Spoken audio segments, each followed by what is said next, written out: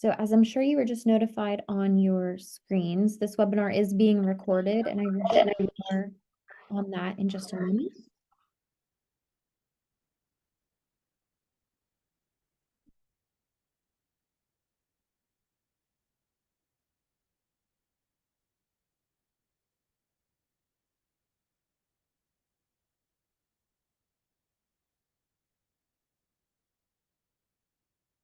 Alrighty, well, we are after 1 o'clock, so I'm going to go ahead and get started. Thank you, everybody, for being with us this afternoon. Our Governor's Conference on Aging webinar series is generously sponsored by Virginia Housing. It's held every fourth Tuesday from 1 to 2 p.m. We always welcome ideas for speakers and webinar topics. So I will share my contact information if you have any suggestions. Today, I'm pleased to announce that STARS, the Virginia Association of Area Agencies on Aging, and the Commonwealth Council on Aging will be presenting the annual Best Practices Awards webinar. So I'm going to save introductions for Kirsten, but I just wanted to touch on some quick housekeeping items. We really do encourage any questions, but please submit your questions through the Q&A box as opposed to the chat box. That will just help me keep track of all inquiries. You can use the raise hand feature if you would prefer to ask your question out loud during the formal Q&A towards the end, but the Q&A feature is open as throughout the webinar if you want to place your questions there. You can also use the chat feature to direct message me if you have any logistical questions. But I will hand it over to Deputy Commissioner Ware to start us off. But thank you everybody for joining us this afternoon. I will also, sorry, I just realized I forgot one more thing. I mentioned the recording. So this webinar is being recorded, and in just a moment, I will share some helpful links along with the link to our YouTube page, where you'll be able to find the recording to this webinar in just a few days. And we'll also be following up with an email to all attendees with all the resources you'll need. Alrighty, well, thank you very much. Thank you, Jillian. Welcome, everybody. Good afternoon, and thank you so much for joining us for the 2024 Best Practice Awards webinar. As Jillian said, the webinar is a partnership between the Department for Aging and Rehabilitative Services, STARS, the Virginia Association of Area Agencies on Aging, V4A, and the Commonwealth Council on Aging. Awards are sponsored by Dominion Energy and AARP Virginia. I want to thank DARS Communications and V4A for helping us make this webinar possible. And these webinar opportunities are really an important way for us to highlight all the programs that are developing throughout the state and offer innovative programming and sharing that information on throughout Virginia. It's been a delight to present the awards to the winning programs. We had recent events throughout the state previously, and really just to get this underway, it's my pleasure to introduce you to Debbie Preston, the 2024 Best Practices Committee Chair. Debbie? Thank you, Kirsten. Hello, everybody. It's a pleasure to be here. Each year, the Commonwealth Council on Aging hosts the Best Practice Awards to acknowledge organizations whose innovative programs can be replicated across the Commonwealth. Established in 2006, the Best Practice Awards recognize and encourage the replication of model programs, particularly those that foster aging in place, livable communities, and home and community-based services. Since 2012, Dominion Energy has provided financial support for the winning programs that truly go above and beyond in service to their communities. Last year and this year, the Council was pleased to also receive funding from AARP Virginia for the Best Practice Awards. The commitment and support of Dominion Energy and AARP Virginia for these awards allows the Council to recognize organizations with financial support for their dedication and work in advancing services for Virginia's elders. This year, on behalf of the Commonwealth Council on Aging, I am pleased to share that the applicants and winning programs in 2024 really highlighted the manner in which local organizations have been creative and innovating in meeting the needs of older adults. The council received over 17 nominations, and the competition was truly tough. Organizations have been creative, innovative, and effective in addressing the pressing issues of community engagement, social isolation and social connectedness, person-centered care, and more. So often, older adult programming focuses on needs related to food insecurity, housing, and transportation. These programs are important, and they certainly help us live. Yet we cannot forget how valuable social connection and the arts can be to helping individuals feel part of the community. The winning programs you'll hear from today can help us and our loved ones feel alive and thrive. Today, you'll hear presentations from the top 3 winning programs, and then we'll have some time for questions and answers. So without further ado, I want to introduce our first winning program and presenter, Amy Holland. Amy Holland is the Director of Development at the Cultural Arts Center with nearly 20 years of experience in fundraising. She holds a BFA in musical theater performance at Catawba College, plus graduate studies in directing at VCU and Ole Miss.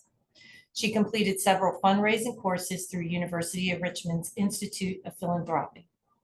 After caring for her own father with dementia, she has become a passionate advocate for the Opening Minds Through Art program and thrives on sharing its transformative power. Amy, congratulations to you on your program's success, and we look forward to hearing more about it now. Thank you so much. We are really honored to have been the first place winner for this award, and I absolutely love to tell the story of this program. So if you could go ahead and advance for me. So I always have to start with the Cultural Arts Center at Glen and the things that we do there. If you're familiar with us, you're seeing a lot of things stack up here. We have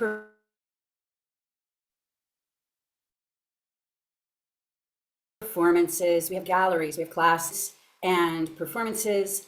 But our lesser known arm is our Art Reach program, and the Opening Minds Through Art program is part of Art Reach.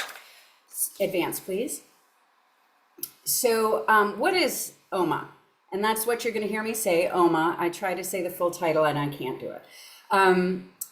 OMA, if you can advance, is an award-winning evidence-based intergenerational art making program for people with Alzheimer's disease and other forms of neurocognitive disorders. It's failure-free program, and that's a big buzzword here. It is failure-free. Program provides opportunities for creative self-expression and social engagement for people with dementia. OMA also provides volunteers with opportunities to improve their attitudes toward aging through the weekly interaction with the OMA program participants. Advance, please. So just a little bit of backup on the OMA program itself. This was a program that was developed at the Scripps Gerontology Center at Miami University in Ohio. It was a years-long research project that has produced this amazing program.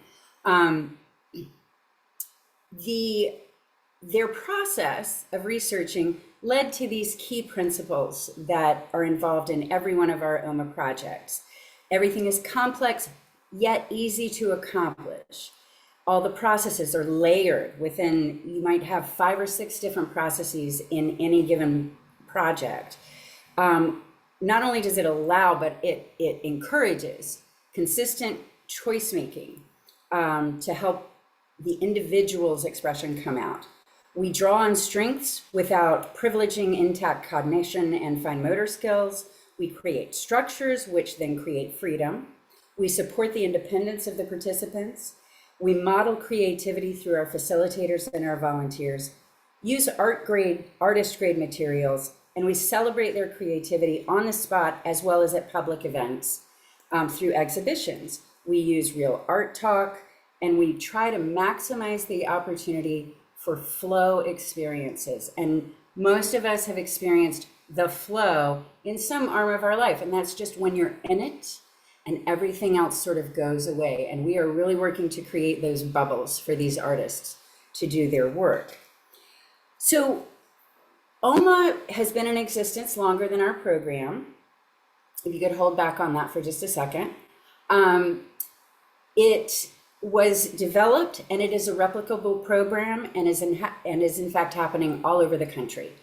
Here at the Cultural Arts Center, when I first arrived, as she said in my intro, I was at the time caring for my own father who had dementia.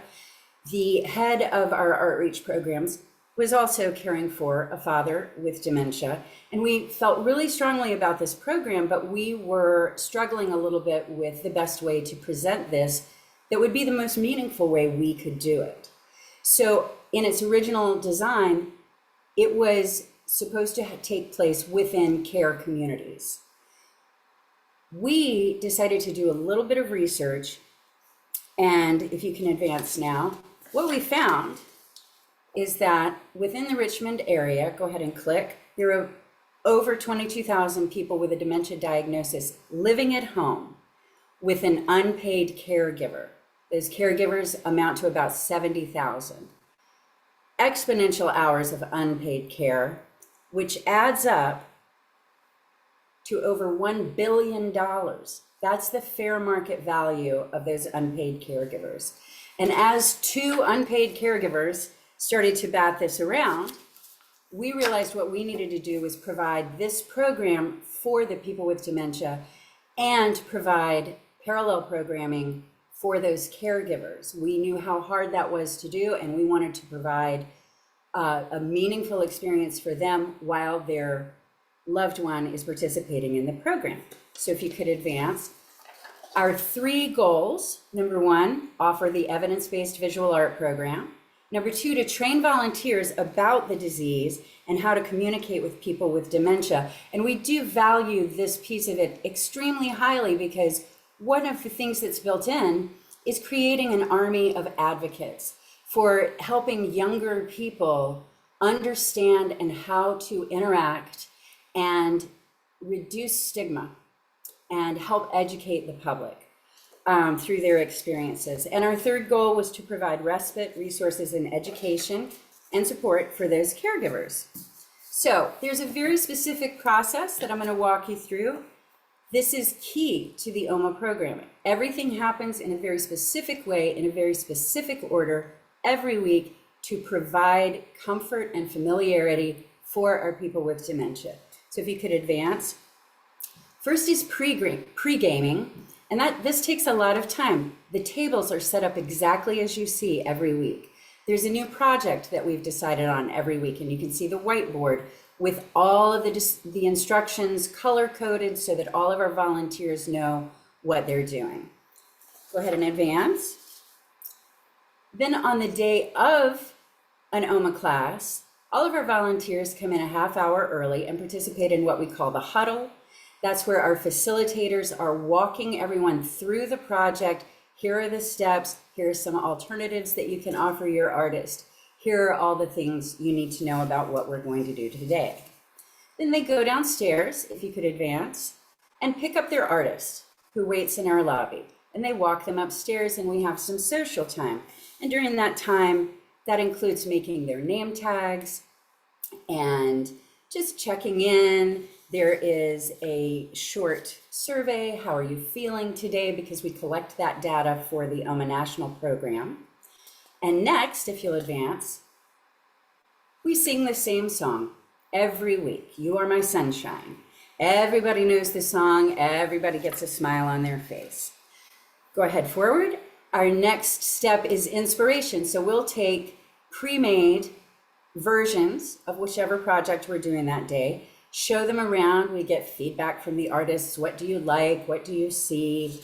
Just to get them ready. Go ahead and advance. And then we move into art making, which is, of course, the lion's share of our time. We will, usually that takes us about 35 to 40 minutes to complete a project, sometimes longer, sometimes shorter. We really meet the needs of whoever is in the room. We have some artists who in a 40-minute span will create 3 of these pieces. We have some folks that it sometimes takes as much as an hour to complete their piece, and we are all prepared to roll with whatever happens with that. Go ahead forward. This is sometimes the most difficult part of the day, but giving a title to the piece and signing the art. And the titles are often, they can sometimes just be untitled. We have some artists that's about as far as they're willing to go. And sometimes they're just incredibly creative. I love hearing what they've seen. Next slide. As a piece is completed, you'll see that there is a mat around that piece. Our facilitators put the mat on, hold the piece up, show it around the room for everyone to see. It is one of the most heartwarming things you'll ever see. The pride that comes out of that artist, the celebration from all of the other artists and volunteers in the room. It is a really heartwarming moment. Next, we have a feedback survey. So you can see we started beforehand, really just how are you feeling? We ask a few questions. How did you like the project? We take all of this back. We factor it into whether we're going to repeat that project somewhere down the road, or maybe it's just too many pieces, whatever. We take all of that in and we share this with the OMA National Organization. Next, we sing again, This Little Light of Mine. And the founder of the OMA program will tell you she chose that song because she really wants to celebrate reaching the light inside of a person who is struggling with this disease. It's there, we know it's there. Our job is to help bring that light out just a little bit for a little while. Next, every session that we have, we run 4 sessions per year. And at the end of every session, there is a formal exhibit. So at the end of each session, we may be in one of our ballrooms, and it's a little bit smaller. Annually, we have a full exhibit in our largest gallery with a big formal opening celebration. We also have started getting asked on a pretty regular basis to bring that artwork into other venues, other organizations, corporate buildings, that sort of thing, and which will tell you the quality of what is being produced in this failure-free art program. If you can go forward. And then the next component being our caregivers. We are very fortunate to partner with the Alzheimer's Association. They send 1 to 2 volunteers every week to sit in the caregivers room, to share out resources, and just be a support system for whatever comes to the table that day. We originally went into this thinking we might be providing speakers and that sort of thing. And what we discovered very rapidly is that these caregivers are just so happy to be in a room with good coffee and other people who are walking the same path. And the relationships that have been formed are absolutely amazing. They stay in touch even if they can't participate in the program anymore. And they've become their own, peer support. It's just such a wonderful thing. I want to show you a few pieces of the art that are created. If we can just sort of click through the next several slides. These are all created by people with dementia. Go ahead. I wish I had titles. I should have thought about titles. But all of these happen through different processes. And if I go ahead, in any given project, if we have 8 people in the room, we will have 8 completely different works of art through that process. So what does it take to run the OMA Center? It takes a big, big village. First of all, we have to have facilitators, if you'll advance. Facilitators go through, it costs about $1,000 to train a facilitator. Facilitators take about 15 or 16 hours of online training, virtual training, and another 16 hours of in-person training, and before they can become a certified facilitator. Every OMA session is required to have 2 fully certified facilitators in the room.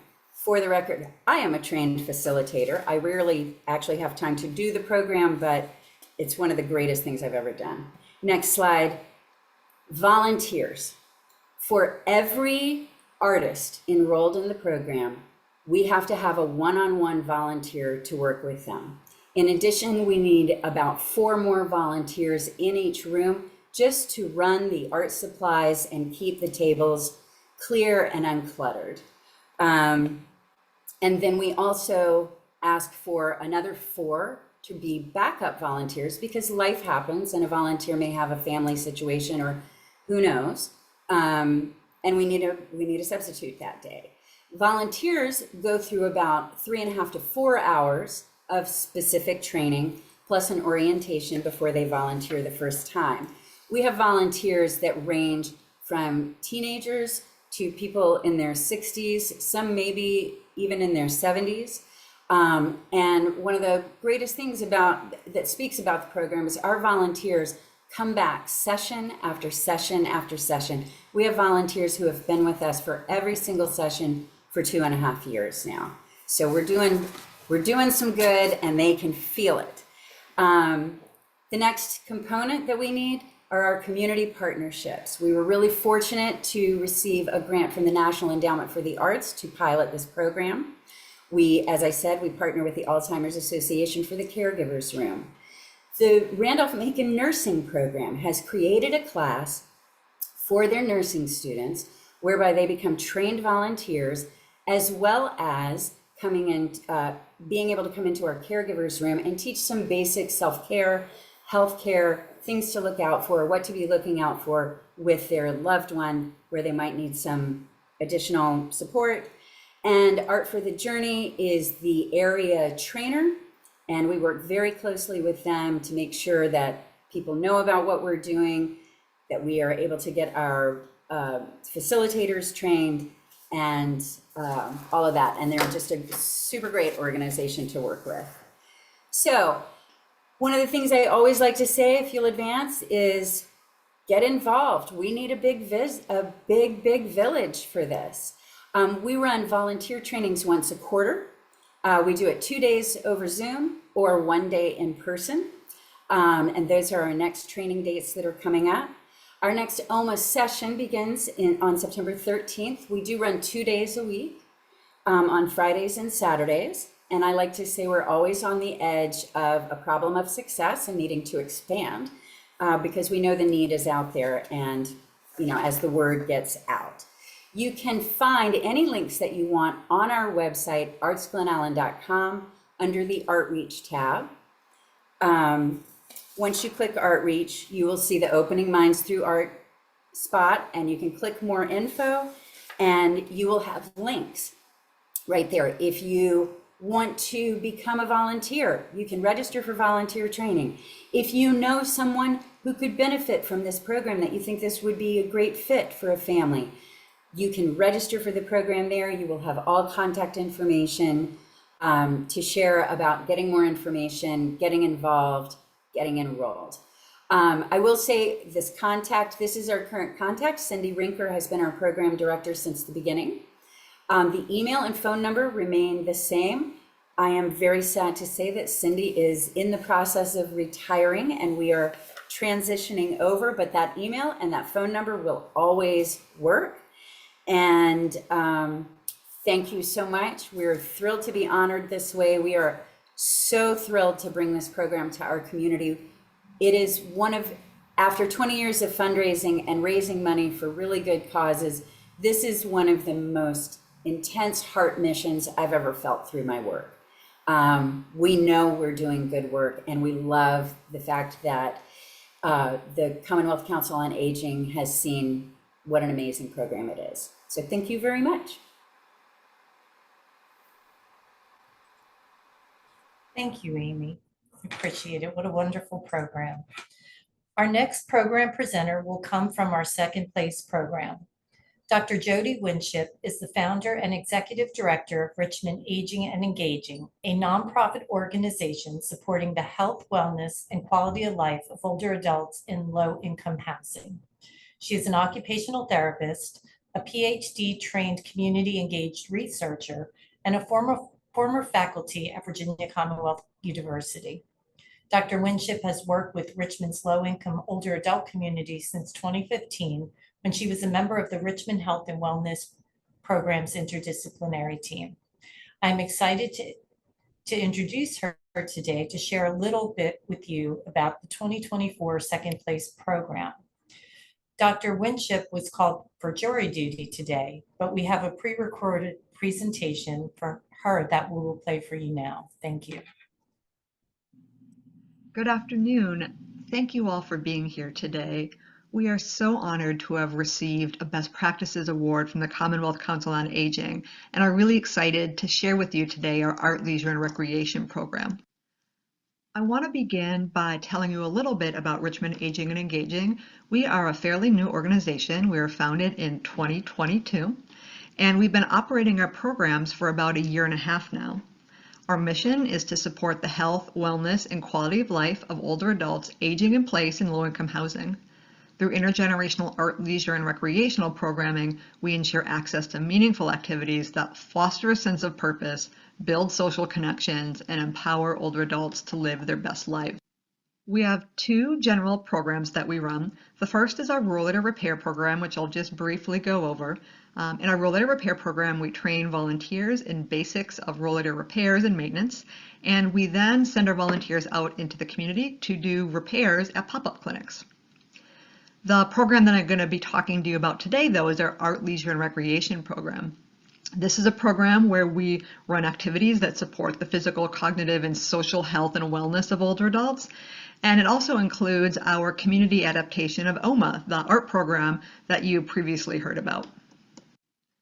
Richmond Aging and Engaging serves independent living older adults, so not assisted living or nursing homes, but older adults living independently in apartment buildings, specifically low-income subsidized apartment buildings. If you're not familiar with low-income housing, in order to qualify to live in these buildings, there are income restrictions. The buildings that we serve are for very low-income individuals, so they have to have below 50% of the median income, which in 2024 was below $38,000 a year. In reality, most of our participants are making substantially less than that. The buildings that we're in right now are all designated as senior housing, so individuals are 62 or over or have a disability. It's important to note that because we do have some younger folks that are participating in our programs, and they're able to live in these buildings because of their disability status. The mean age of our participants is just under 66 years old, and our oldest participant is 89. The programs that we run are open to any building resident without exclusion, so anybody can come down and join us in our activities. Most of our participants are Black or African American. The majority are female, though as you can see in the picture, we do have a handful of gentlemen that like to join us. Many of our participants have mobility challenges, and what I mean by that is they're using a rollator, cane, or wheelchair to move around. And also I just want to note that most of our participants don't have internet or Wi-Fi. So the buildings that we are in they're not wired for Wi-Fi. So participants would have to purchase it themselves. And most folks don't have access to that. So in our Art, Leisure, and Recreation program, we offer different activities that support physical, cognitive, and social health. So that may include things like playing cornhole or balloon pickleball, playing board games or Family Feud, which gets really competitive at one of our sites. And all of our programs offer a sense of social connection and support social health, but some of our activities are specifically targeting that. So for example, our Opening Minds Through Art program is really about building these intergenerational relationships. We have special events like talent shows and luncheons just as a way to bring people together and build community in the buildings that we serve. So you might be thinking these activities are not anything new. Lots of organizations are doing these types of activities, and you are right. Our innovation is not in what we do, but in how we do it. So let me take a step back and explain a little bit of how we developed our model. We know that there's a lot of great community-based programs out there for older adults, whether they're senior centers, YMCA, lifelong learning institutes, there's lots of great things. We found that there are older adults that do have financial means that are able to find transportation, pay the fees, and they do engage in these activities. They find what they want to do and they just do it. Then there's some older adults that don't have the financial means, and so barriers might present themselves, like they don't have a ride to get there or the programs are too expensive. But if we provide intervention like providing the transportation or reducing the fees, this segment of the population is able to engage in these community-based programs. But what we found through working with this population even prior to founding Richmond Aging and Engaging is that there's some older adults without financial means that even when we provide some of these interventions for external barriers, we provide transportation, we reduce the fees, that they still weren't utilizing the resources in the community that were for them. Through a little bit of investigation, we found that there are some internal barriers that are at play that are sort of getting in the way of them using these resources. Some of it is as simple as just perception and cultural norms. They don't see themselves as older adults needing to go to a senior center. They don't like the activities that are available to them. There's some motivation issues of especially people with mobility challenges, the hassle of getting on a bus and going somewhere, and some cognitive and executive functioning challenges that make it hard for some folks without assistance to actually plan and implement what they want to do. So Richmond Aging and Engaging is really focused on this segment of this population, these older adults that don't have financial means, who aren't engaging in these community-based programs. So our model was built around this group of people. How do we engage this hard to reach group of people? So first is that we are place-based. We actually operate our programs in the apartment buildings where they live. We go into their community rooms so that we reduce any sort of transportation need. We reduce internal barriers like motivation, and we provide our programs for free for the building residents. We have participant advisory committees at our building sites, and our participant advisory committees help us decide what programs we're going to be doing, what activities we're going to do, what the schedule is going to look like. Because of this, our programs look different at each site because there's different interests and needs at each site. All of our programming is intergenerational, not just opening minds through art. Throughout the year, we bring in young adults to help run our programs, engage with our older adults, build social connection, and kind of just bring a little bit of energy to the room. Also, a really important component of our model is that we are a consistent presence in these buildings. We don't just go into the building and run a program for 2 months and then leave. We're there every week for the duration of the year. We found that this consistent presence and being there regularly is really essential for building trust and building relationships, because without these trust and these relationships, these hard to reach folks aren't going to come out and engage. Richmond Aging and Engaging, kind of like our name implies, serves low-income buildings in the city of Richmond. So we're currently in Churchill House, which is in the East End neighborhood of Richmond, Highland Park Senior Apartments in Northside, and we are excited that this fall we're going to be coming to 4th Avenue. We collaborate with property management companies. You can see Wind Companies, Enterprise, and this fall Richmond Housing Authority in order to access their community rooms and work with their residents.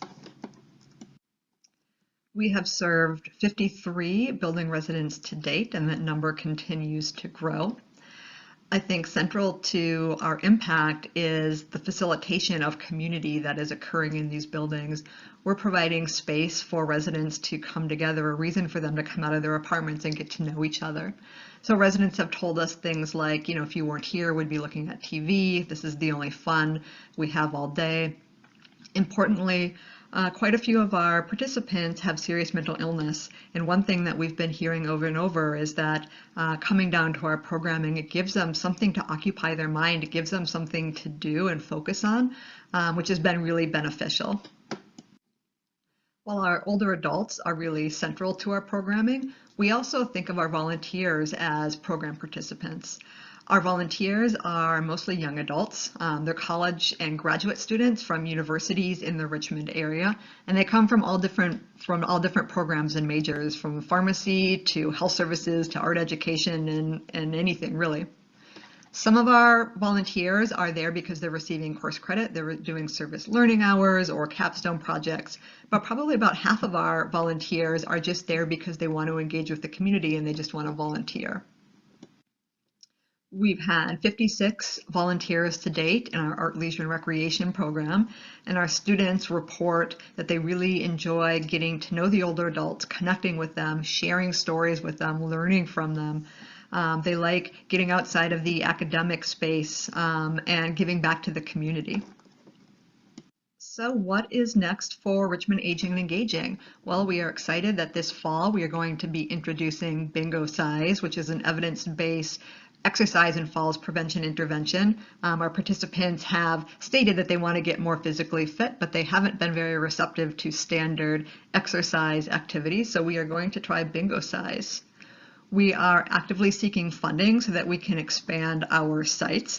I mentioned we're adding one more building, 4th Avenue, this fall, but there are a lot of low-income senior apartment buildings in Richmond that could use our services.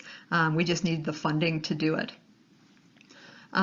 Really important, we're going to be refining our program evaluation for both participants and volunteers. We have a lot of good qualitative data, but we're focusing on getting some better impact numbers to report to our funders.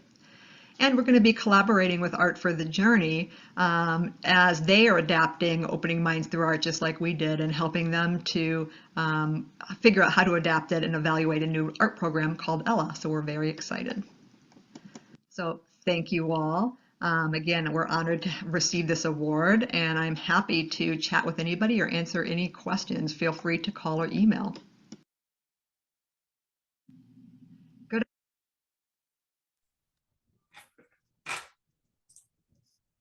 What a wonderful program. Sorry Jody couldn't be here today, but we were glad that she was able to pre-record it.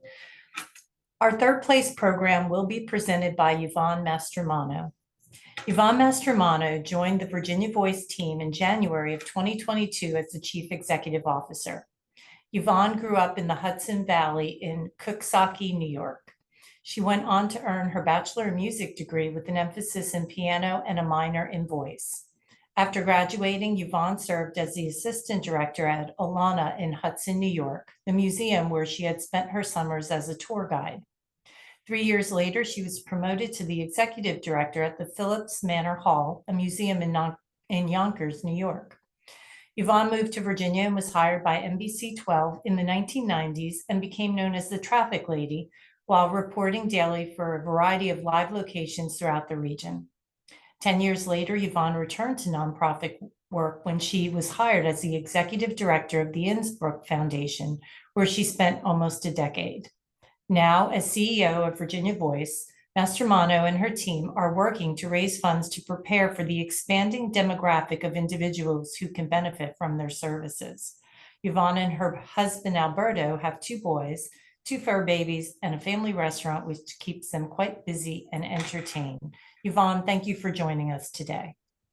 Thank you, Debbie. And it is certainly my honor and our honor as a team to have received this award and to be recognized for the work that we do every single day. We love doing it, and we just appreciate the recognition. Virginia Voice has been around for 46 years. It was founded in 1978 by a man who he himself was blind, Roy Ward. And the concept was to create an opportunity for individuals with blindness and other disabilities to connect by listening. Next slide, please. We have a mission and vision that is focused on connecting individuals with blindness. Obviously, we have many voices, volunteers, but we have one vision to support individuals in Central Virginia and throughout the Commonwealth. Our services help to foster accessibility and inclusion. And the significance is connecting listeners to the world outside their window. Next slide, please. Next slide. Thank you. And so the original concept that Mr. Ward had was that we would provide eyes or sight for those who cannot see and hands for those who cannot turn pages. And even today, 46 years later, about 85% of the folks that we serve have a vision impairment, and the other 15% have a disability that prevents them from turning pages. If you think of someone with aphasia or MS or Parkinson's disease. And so we have a large group there as well, and a growing number of people who have Alzheimer's or dementia who are comforted by our services. Next slide, please. So our mission is to connect individuals with blindness and other disabilities to news, information, community, and culture. And we use technology, but perhaps more important than that, we use the human voice. And that human voice connects to individuals who would otherwise be, in many cases, isolated from the world around them. This photograph shows Celie, who is one of our volunteers, and she herself has a disability, actually several, but sight is not one of them, and she loves reading for Virginia Voice. Next slide. So our goal is to enhance the viability of Central Virginia, and we create access. That's really what we do. We create access and inclusive opportunities for people who are blind or have low vision or other disabilities. And the access we create is to print materials, which is information, of course. There are many people who enjoy reading the newspaper or digitally, but that may or may not. The newspaper itself, of course, is completely inaccessible to someone who is blind. Even if they have a screen reader and can read on their computer, they prefer to have someone read to them in terms of the amount of information that all of us enjoy easily, and we make it easier for the folks that we serve. We also create accessibility to the visual elements of the arts and many other events. Next slide, please. Our services, next slide. So our services for the entire 46 years have been creating access, but it's only in the last decade or so that we have actually created a 24/7 broadcast. So we are never off the air. If someone has a radio, which is what we loan to folks, they can listen to the Virginia Voice broadcast anytime they want. Many people with blindness have something called non-24. So they may prefer listening in the middle of the night, and our programming is continuous. We have about 70 to 80 programs a week, and those programs, the content for those programs is sourced from over 200 publications. We have about 150 volunteers who read and another 20 or 30 who actually do the live audio description, which I will explain in greater detail in a moment.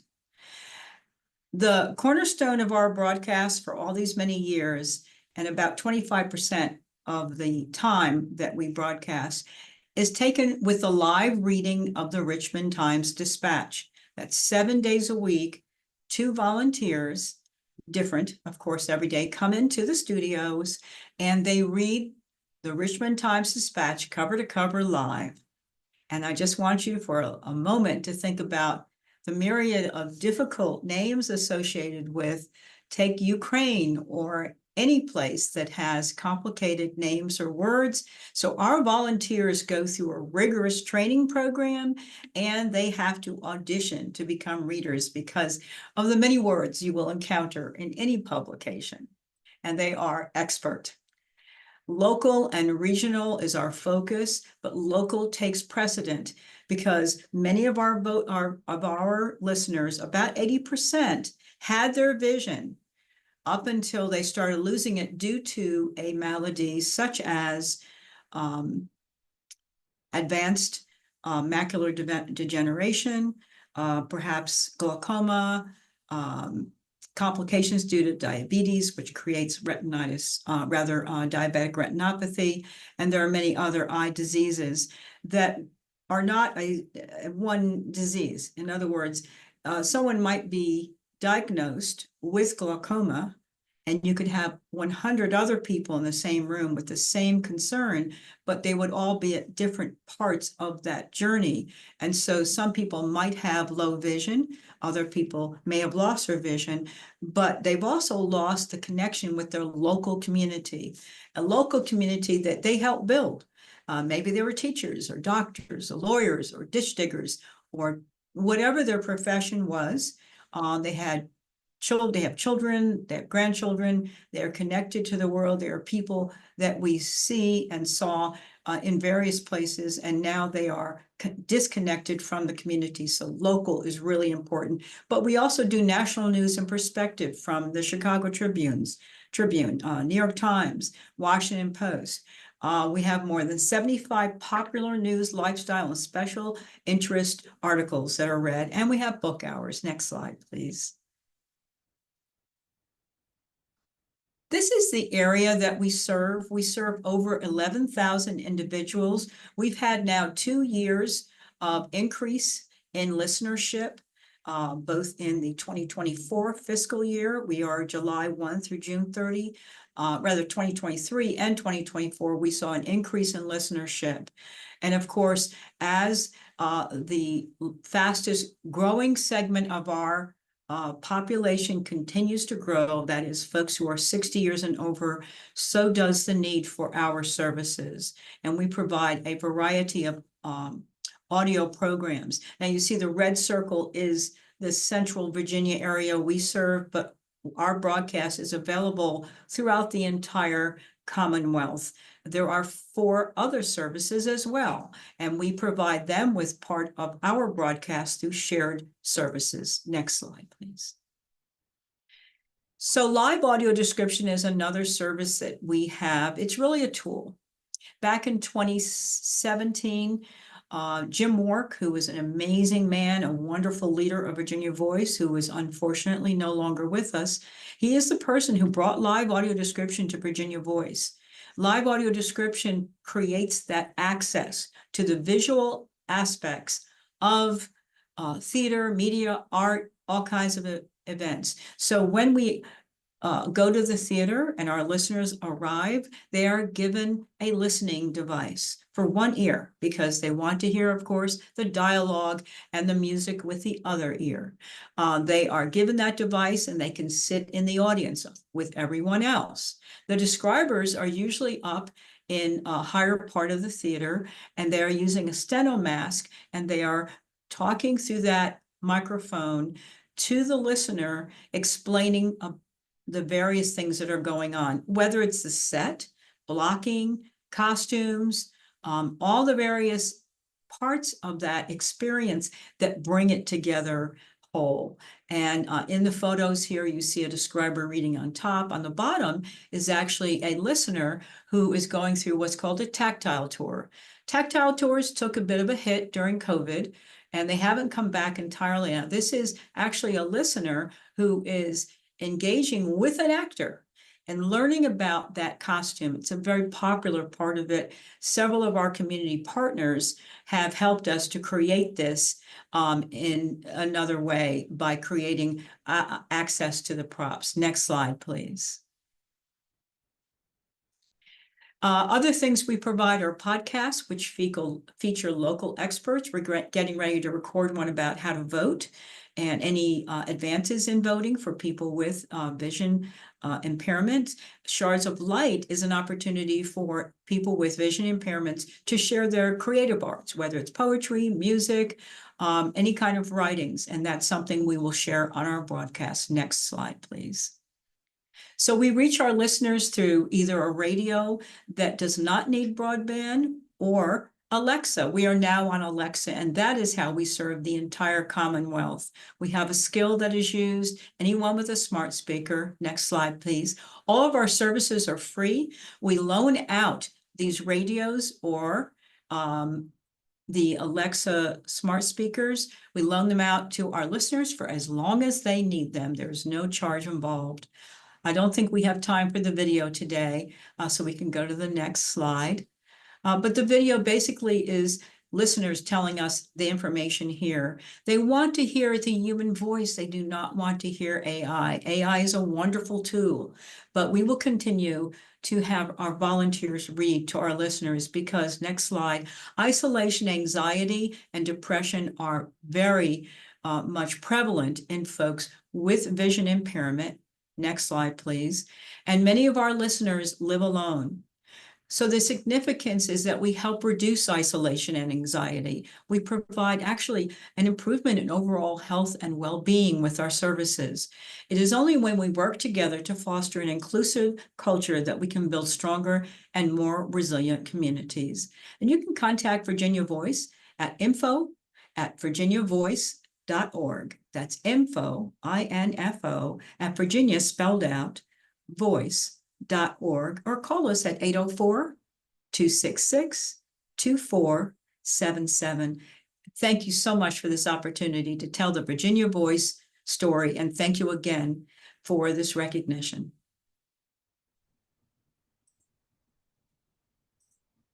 Thank you, Yvonne, for that great information and wonderful program. While Dominion Energy could not be here today, the Commonwealth Council on Aging wants to acknowledge that Dominion Energy has provided $10,000 annually for the award since 2012, and we are truly grateful for their support. For the last 2 years, the council has also received $1,500 from AARP Virginia to support the award process. We are so pleased to have their support. Joining us today is Jared Calfee, Associate State Director at AARP Virginia. Jared, would you like to share your thoughts on behalf of AARP Virginia? Absolutely. Thank you so much, Debbie. And on behalf of AARP Virginia, it is an honor to sponsor this. So much of what we heard about today aligns with important AARP priorities, whether that's, expanding access to important information, reaching low-income communities, supporting caregivers and the people that they care for. And I was so glad that Amy talked about the cost of providing care. That's something that we highlight a lot when we're talking about our work with family caregivers is that, unpaid care is such a huge form of labor here in Virginia and across the country, and helps hold up a lot of our long-term care system. I was especially inspired to just hear about the number of volunteers that are working to support all these wonderful programs. It's very encouraging that so many folks want to work and want to participate to help make life better for our older Virginians here in the Commonwealth. And so everyone involved with all these programs should be incredibly proud of the work that you've done and of the impact you're having on communities around the Commonwealth. And so it is an honor to sponsor, and I appreciate you having me here today.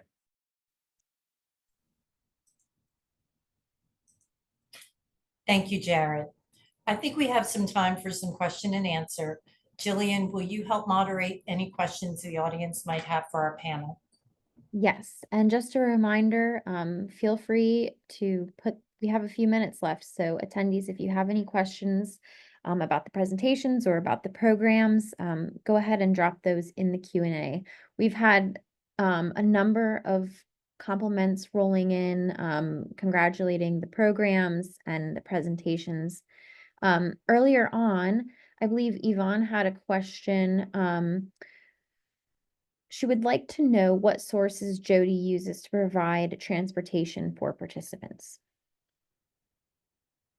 Hi, everyone. This is Patty Slatum. I'm going to step in for Jody while she's doing her jury duty. And one of the board members for Richmond Aging and Engaging. And generally, we are taking our program to our participants, so they are not needing transportation to get to us. That's one of the things that we discovered early on, that taking the programming to the community was what worked best in our model. But I will share that we've had 2 of our participants that were featured in the Library of Virginia's First Friday's arts exhibits. So the artwork they produced in the program was selected for the Library of Virginia's exhibition. And we provided transportation for those participants using Lyft to get to the museum and be there for the event. It's a challenge because we've tried, we would love to have had the whole group go, right? But it was hard to arrange that transportation. So it is that barrier we overcome by going to them. Thank you, Patty. I don't see any other questions at the moment. So I will just quickly, as we wait for any that may come in. I will just reiterate that there will be a follow-up email going out to all attendees, which will include the link to the recording and the slide deck, and contact information as well. I will stop talking and hand it back over. I don't see any other questions at the moment. Thank you, Jillian. Before we go, I want to take a moment and recognize the programs that received honorable mention this year. They were Arlington Neighborhood Village, Loudoun County Area Agency on Aging, and Loudoun County Department of Parks, Recreation, and Community Services for their Rhythms Maker program, and Southern Area Agency on Aging's Volunteer Driver program. We commend them for their excellent work as well. Thank you for attending today. The Council on Aging looks forward to the 2025 Best Practice Awards. For more information, it will be forthcoming about the nomination process and timelines for that. Thank you, everyone, for attending. We appreciate it, and especially to our winners. Thank you, everyone.